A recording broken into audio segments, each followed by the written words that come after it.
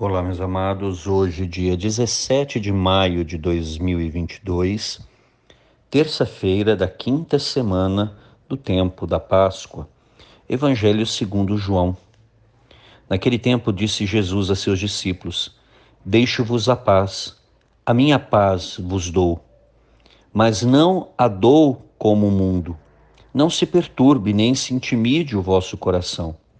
Ouvistes que eu vos disse: Vou, mas voltarei a vós.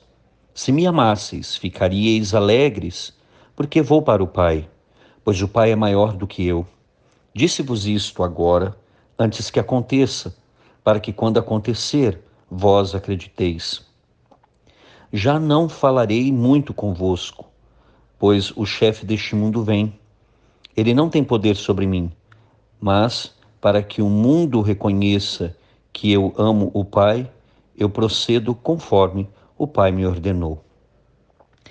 Então aqui, como eu disse, Jesus vai preparando o coração dos seus apóstolos para a sua despedida, o seu retorno ao Pai. Mas lembremos que ele vai falar, olha, eu vou, mas eu não vou deixar vocês sozinhos, eu vou mandar o defensor, o Paráclito, o Espírito Santo. Então aqui ele começa falando da paz, inclusive é uma oração que o Padre reza.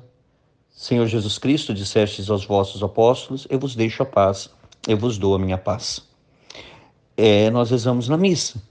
Quando nós invocamos a paz que Deus, e somente Deus pode nos dar. Que eu já expliquei que essa paz, gente, no conceito judaico, o shalom, ele significava uma plenitude de vida e uma plenitude de salvação. Então era o shalom de Deus, era a paz de Deus, aquela paz que nada e ninguém pode tirar. Então não é porque quando a gente fala em paz, a gente pensa em ausência de conflitos, ausência de problemas, ausência de dificuldades. Não é esse o sentido. O shalom de Deus é ter essa plenitude de vida e essa plenitude da salvação, ou seja, a salvação é completa, ela vai salvar o homem totalmente. Então o shalom era isso. Não era desejando que não tenha nenhuma dificuldade na sua vida. Também, claro, todo mundo é muito bom isso. Mas a gente sabe que é irreal, gente. Enquanto estivermos neste mundo, o Senhor falou, né? No mundo havereis de ter muitas tribulações. Coragem, eu venci o mundo. O Senhor nos diz, se eu não me engano, no Evangelho próprio João. Então aqui ele fala isso, deixo-vos a paz, a minha paz vos dou, mas não a dou como o mundo. Aqui você já percebe a diferença, porque a ideia do mundo de paz é aquela paz que ausência de problema. Não é essa paz. Jesus fala, basta você ler os Atos dos Apóstolos, o quanto que esses homens, por exemplo, vou pegar aqui o apóstolo Paulo, foi perseguido, foi flagelado, sofreu naufrágio, passou fome, passou sede, passou frio, teve que fugir, né, por causa do evangelho. E nada tirava a paz de Paulo. Você consegue perceber? Paulo falava muito pelo contrário, ai de mim se eu não evangelizar, ai de mim se eu não pregar o evangelho. Então você nota que essa paz que vem de Deus, ela não é tirada, porque a paz é o próprio Senhor. O Senhor é a nossa paz. Então, por isso que não é a paz como o mundo dá. Porque essa paz que o mundo dá é uma ausência de problema. Então, quando vem o problema, eu perco a minha paz. E aquele que está em Deus, ele confia no Senhor. Ele vai sentir o baque da tribulação? Claro que vai, gente. Mas ele vai perder a sua esperança, ele vai perder a sua paz? Não, porque a paz é o Senhor. Então é em Deus que ele busca força, não é nele próprio, ele vai buscar no Senhor a força. E aí continua o Senhor. Ouvistes o que eu vos disse, vou, mas voltarei a vós. Então o Senhor fala, ele vai ao Pai, mas ele vai voltar. Aquilo que nós chamamos na teologia de parousia. Parousia é a vinda gloriosa do Senhor. Então ele vai para o Pai, mas ele vai voltar glorioso. E nós esperamos isso. Até hoje, na missa, nós falamos, né? Anunciamos, Senhor, a vossa morte e proclamamos a vossa ressurreição. Vinde, Senhor Jesus. Então a igreja espera a vinda gloriosa do Senhor. E aí o Senhor diz, se me amasseis, ficaríeis alegres, porque vou para o Pai. Falou, não é para vocês ficarem tristes, porque quando Jesus começou a falar da morte e que ele ia morrer, mas que ele ressuscitaria, que ele voltaria para o Pai, os discípulos ficaram entristecidos. Ele falou, vocês não deveriam ficar tristes.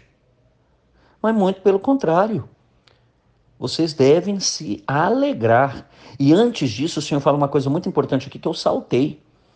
Quando ele fala que não dá a paz segundo o mundo, ele diz assim, não se perturbe nem se intimide o vosso coração. O que é perturbar? Perturbar é exatamente tirar a paz. Então, que nada tire a paz. E o que é intimidar? É ter medo.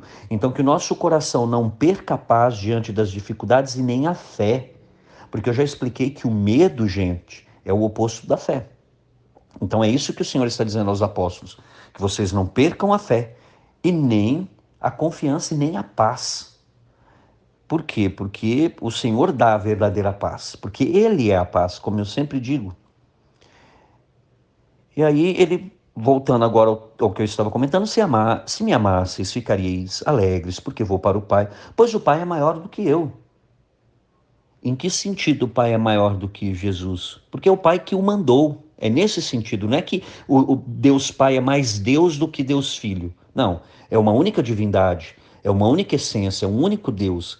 Aqui maior é por quê? Porque quem manda é maior do que aquele que obedece. E ele obedeceu ao Pai, portanto, é igual hoje, né? Em casa, quem a gente obedece é o pai e a mãe. E quem obedece o filho. É uma relação natural. Então, por isso, o pai e a mãe são maiores. Porque eles mandam e eu, como filho, obedeço.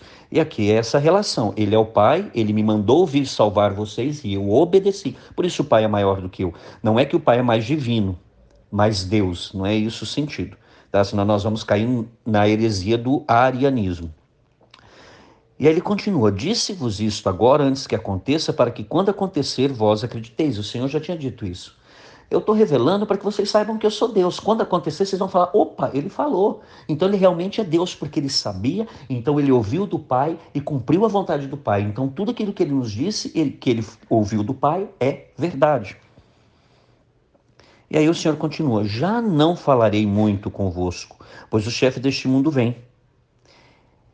Aqui a gente precisa entender por que o Senhor... Gente, aqui nós estamos no contexto da última ceia. Judas tinha acabado de sair da última ceia e foi lá denunciar Jesus para os sumos sacerdotes. E conhecemos toda a história, não vou falar aqui dela. Então ele fala, por que ele diz, já não falarei muito convosco? Porque ele vai ser preso.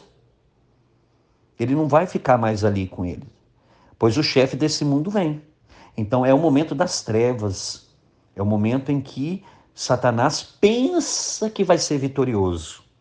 Só que ele toma na cabeça, porque a hora que Jesus morre na cruz, que Satanás acha que venceu Jesus, porque, ele morreu na cruz e eu venci. Na realidade, Satanás era vencido pelo sangue derramado de Cristo na cruz, pela sua morte na cruz.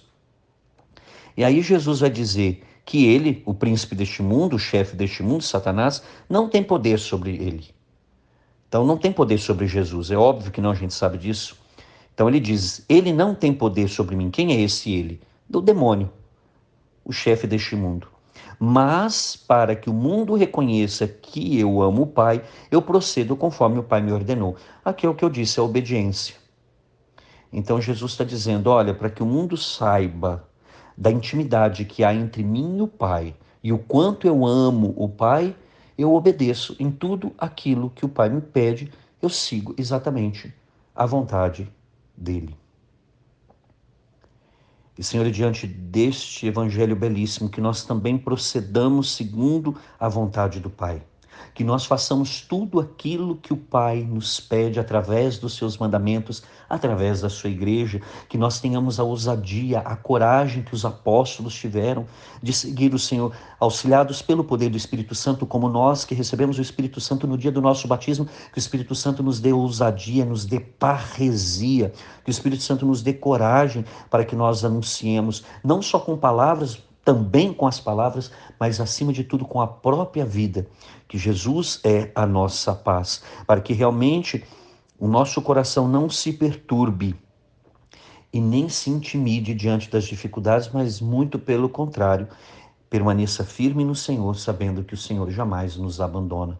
E mãe querida, mais uma vez pedimos a tua intercessão, de forma especial, roga pela paz mundial e pelo fim da pandemia. Ave Maria, cheia de graça, o Senhor é convosco, bendita sois vós entre as mulheres, bendito é o fruto do vosso ventre, Jesus. Santa Maria, Mãe de Deus, rogai por nós, pecadores, agora e na hora de nossa morte. Amém. E que desça sobre você, meu irmão e minha irmã, pela intercessão da Virgem Santíssima, a bênção do Deus Todo-Poderoso, Pai e Filho e Espírito Santo. Amém.